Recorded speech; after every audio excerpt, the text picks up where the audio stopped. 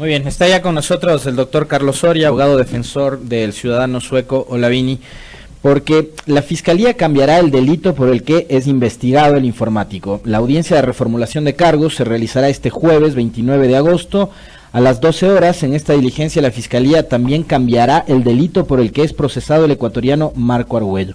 Doctor, ¿cómo reciben ustedes esta notificación de parte de la Fiscalía de que se va a reformular cargos? Nos decía fuera de micrófonos, no sabemos por qué delito, si en la denuncia original tampoco se conocía cuál era el delito del que le imputaban a Vini. Buenos días, bienvenido. Buenos días, muchísimas gracias, Fabricio. Buenos días, doctor. Nuevamente por el espacio. Hemos perdido la capacidad de sorprendernos en este caso.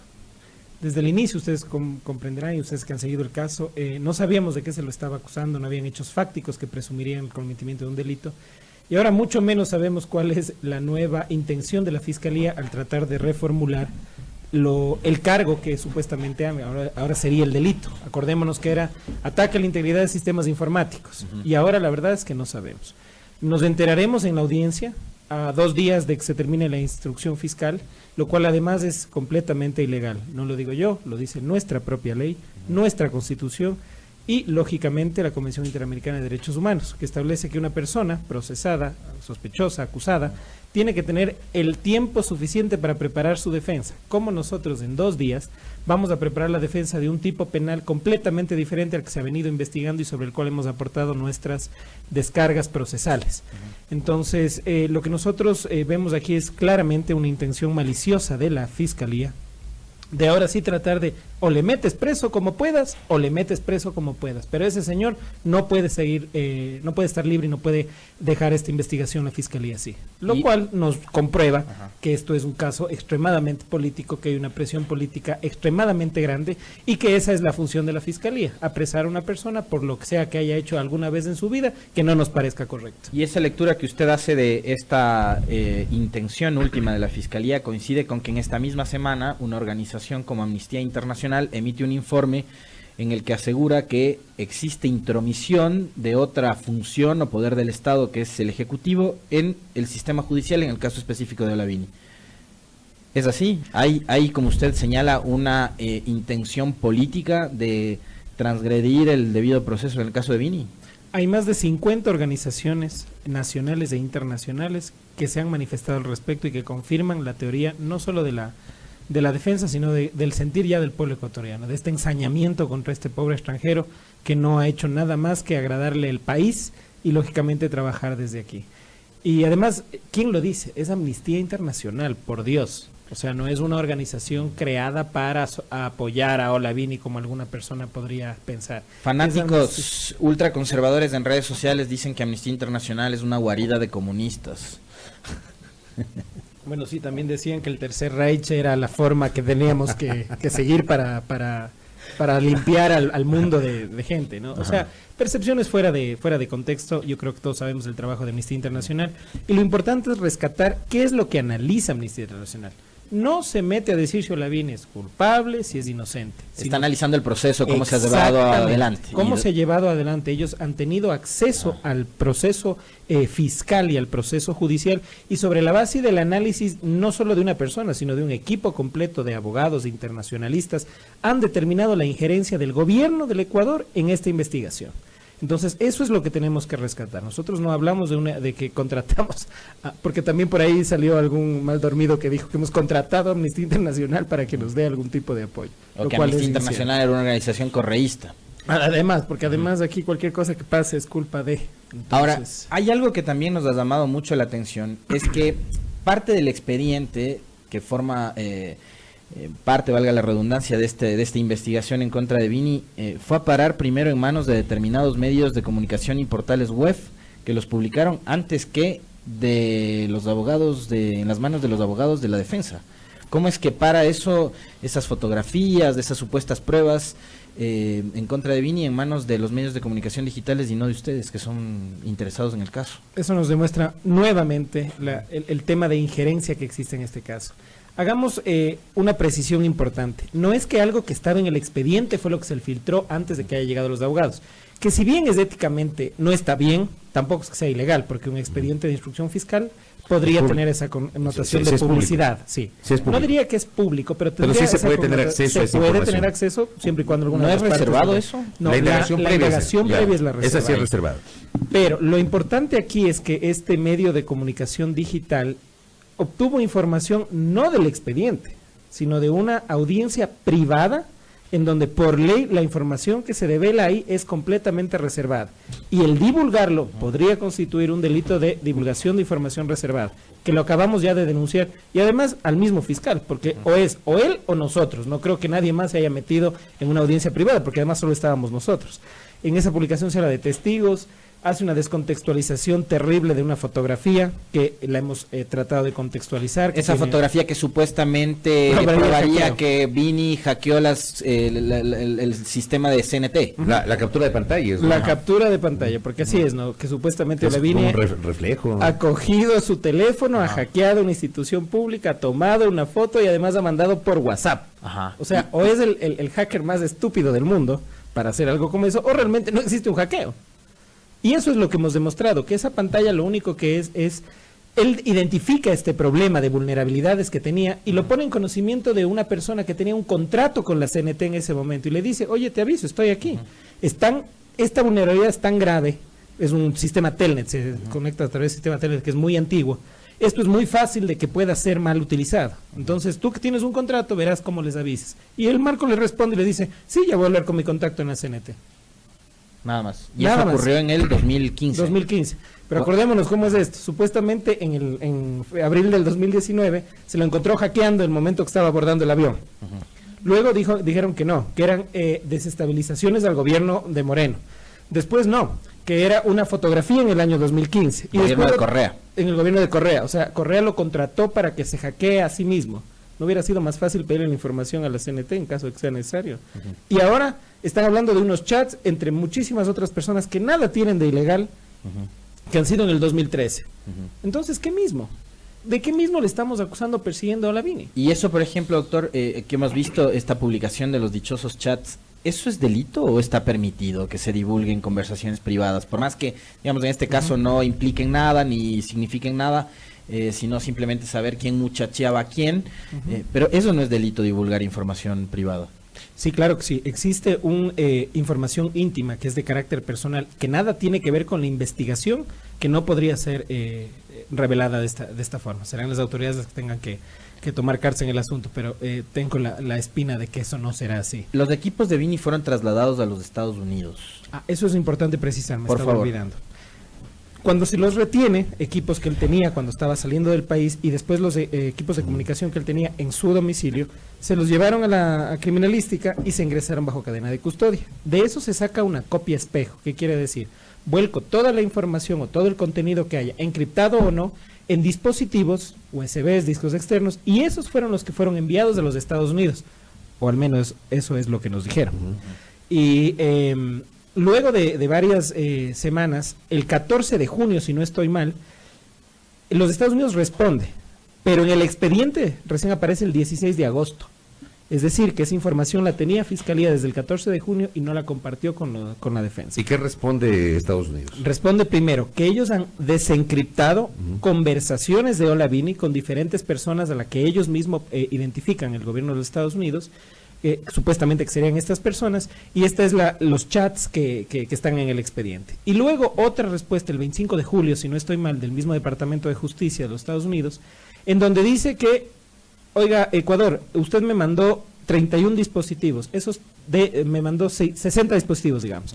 De esos 60, 31 no estaban pues encriptados, así que le devuelvo para que usted vea qué es lo que hace. Es decir, mandaron dispositivos que no estaban encriptados y Estados Unidos lo que hace es devolverles. No es que se ha desencriptado esos 31 dispositivos porque nunca estuvieron encriptados. Pero en los que estaban encriptados y Estados Unidos logró desencriptarlos, ¿qué se encontró? No se nos ha puesto en conocimiento que se haya desencriptado dispositivos. Solo se nos ha puesto en conocimiento de que el FBI ha logrado desencriptar un sistema mediante el cual las personas conversan, como un messenger, pero que es con información encriptada.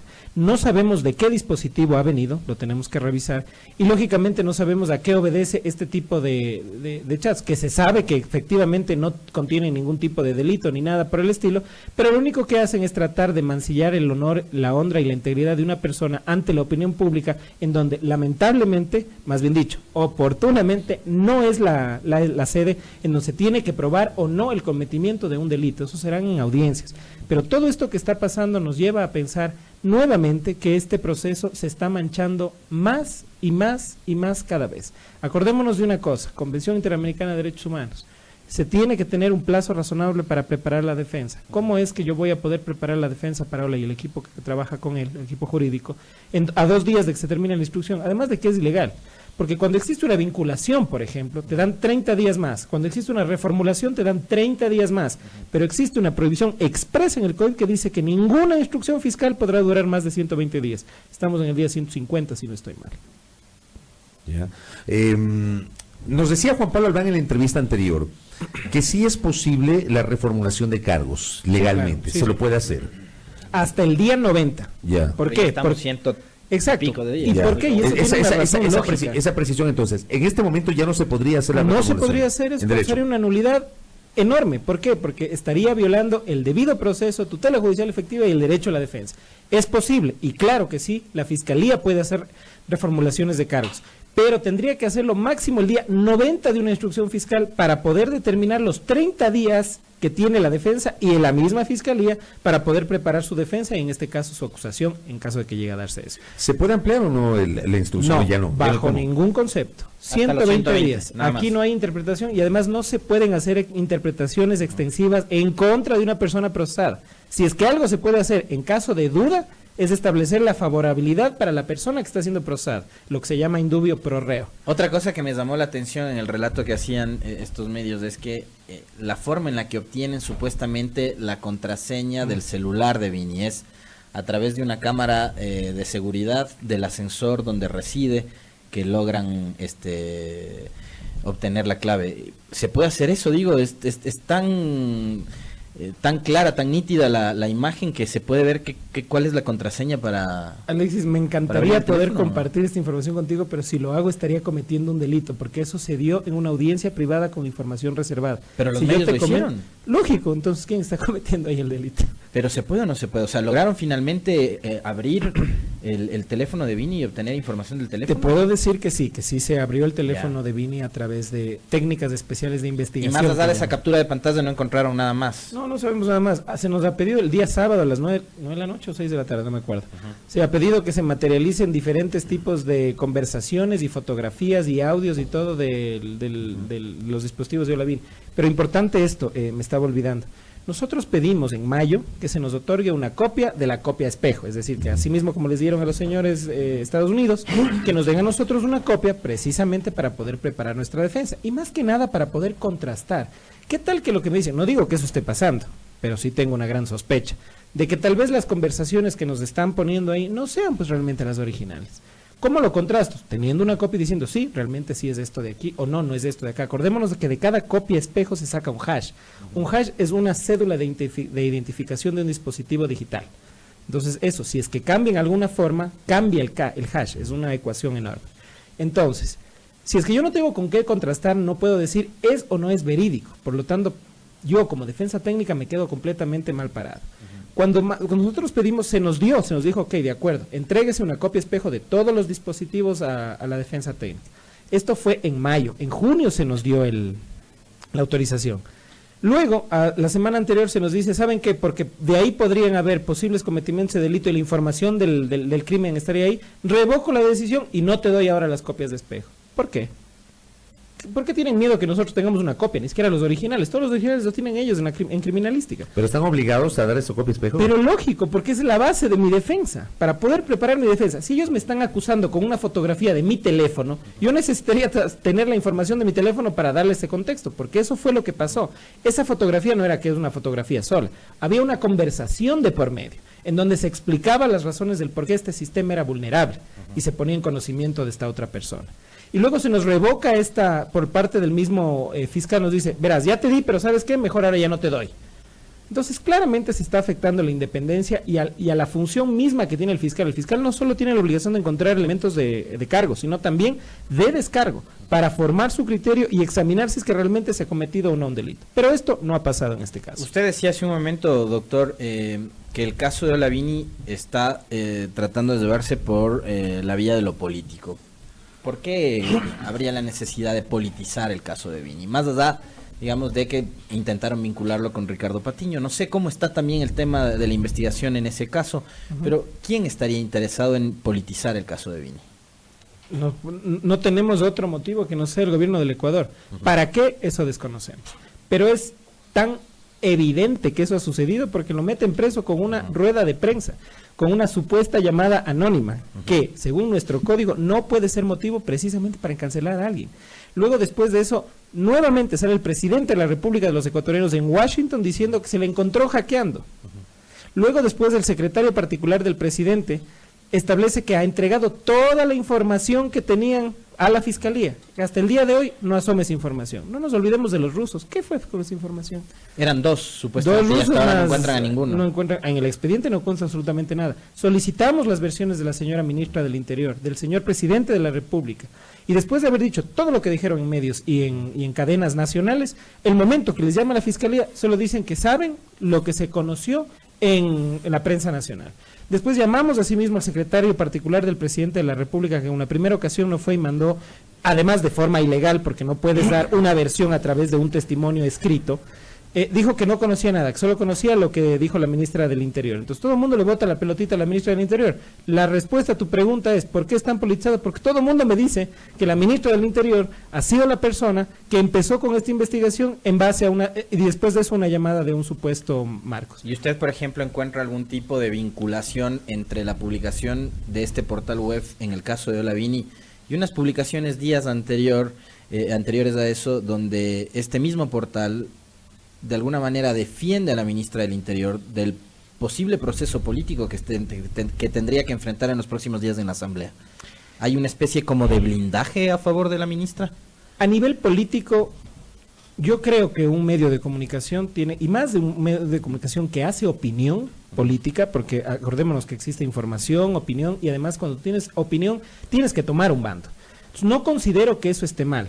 ¿Cómo se lo refleje para la finalidad que tenga ese artículo periodístico o de opinión es lo que te da a pensar realmente si es que hay o no hay un blindaje?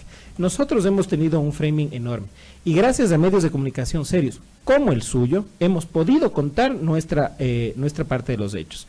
Pero en muchas otras partes no nos han dejado siquiera expresarnos de esto porque saben la debilidad que tiene el caso. Entonces, establecer que existe un framing a favor de la señora ministra del Interior y que eso es lo que se está cocinando para salvarle o no en un posible juicio político en la Asamblea, yo te diría a nivel personal como Carlos Soria que sí, lógico, eso es lo que nosotros podemos entender. Si eso tiene que ver con el caso de Olavini, realmente esperaría que no. Vamos a ver qué va a ocurrir con este tema. Para mañana está la audiencia, ¿no? Mañana a las 12 del día. Les invitamos a que nos acompañen. Correcto, en la Corte, ¿no? En la Complejo Judicial, piso 4. Correcto. Pendientes de aquello. Como siempre hemos planteado a nuestros oyentes, a nuestros seguidores, lo dijimos ayer, a los periodistas, a nosotros al menos, no nos corresponde ser jueces ni fiscales, ni el contertulio ni quienes habla estamos en capacidad de decir si Olavini es culpable o inocente, porque además ese no es nuestro rol. Nuestro rol es presentar los hechos. Hemos entrevistado a su abogado. Si mañana o pasado tenemos la posibilidad de entrevistar a la fiscal general del Estado sobre este tema, bienvenido sea, porque esa es la naturaleza de este espacio de noticias y finalmente es la audiencia quien termina de determinar o de tomar posición o de analizar el caso con base justamente en lo que dicen nuestros entrevistados. Insistimos, el rol nuestro no es acusar o no a una persona en particular. No nos corresponde decir si Olavini es culpable o inocente. Lo que sí planteamos, y en eso hemos sido absolutamente radicales, este tipo de casos deben ser materia de un juicio justo y las decisiones tomadas en derecho, además del respeto a la presunción de inocencia. No se puede juzgar con titulares, ¿no? Desde luego, y en eso hemos sido absolutamente radicales, no de ahora, sino de siempre. Gracias al doctor Carlos Soria. Muy gracias, gentil. doctor, muy amable. Carlos Soria, quien patrocina la defensa del sueco Olavini, 7,58.